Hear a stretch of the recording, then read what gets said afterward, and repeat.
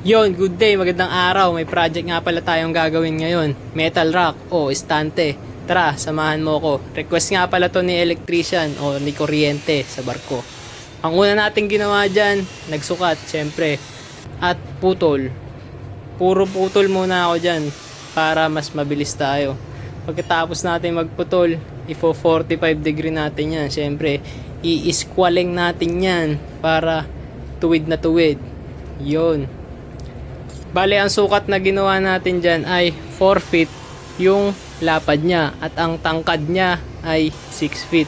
Tapos yung pinaka spacing ng wall hanggang sa harap ay nasa 16 inches.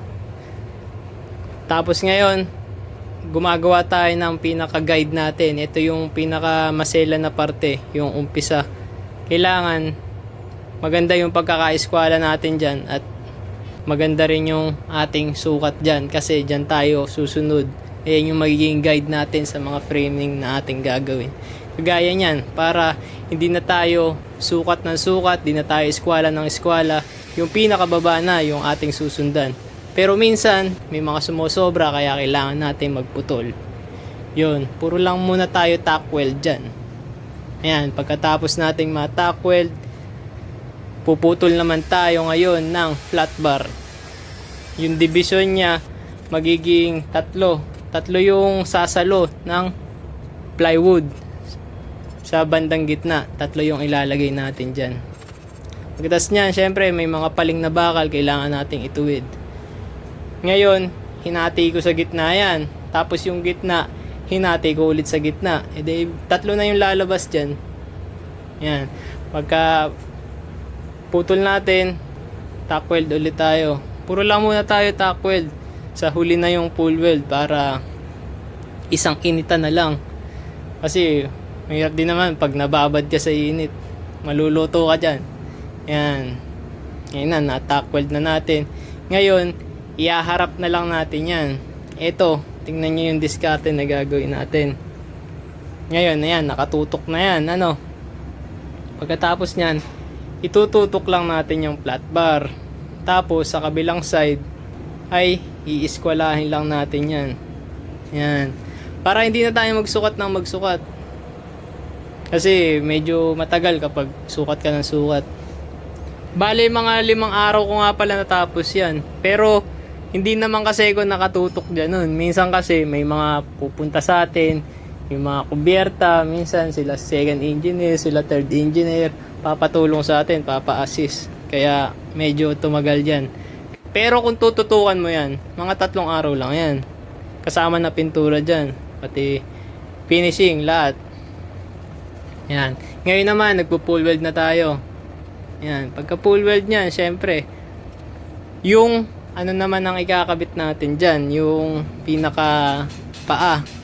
Pero bago natin ikabit yun, tiktikan muna natin. Pagka tik-tik, grinding naman tayo para lapat na lapat yung kahoy na ating ilalagay.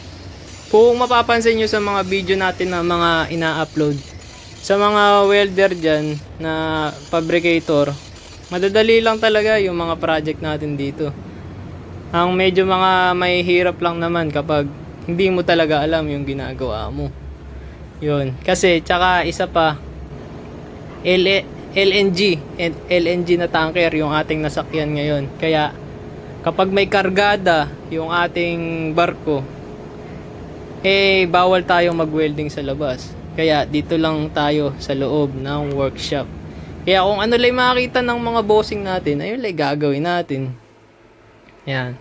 Ngayon, pinupull weld na natin yan. Nakakabit na natin yung paa. Pagkatapos nyan, gagawa pa rin tayo ng harang.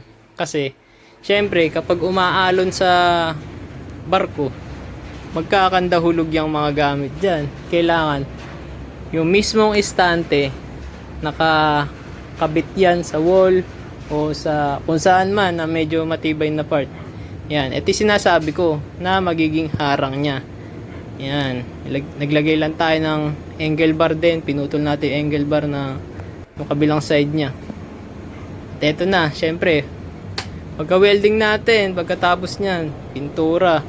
Habang pininturahan natin at nagpapatuyo, magpuputol na tayo ngayon ng plywood. Yung kapal nga pala niyan ay nasa 1/4 lang. At ang gamit natin na plywood, Artiply. Tsaka Hikoki yung ating jigsaw. Yan. Kabit na natin yan. Bali, yan lang kasi yung available na plywood natin. Wala naman kasing masyadong plywood dito. Kaya, ayun lang. Bye-bye. Salamat.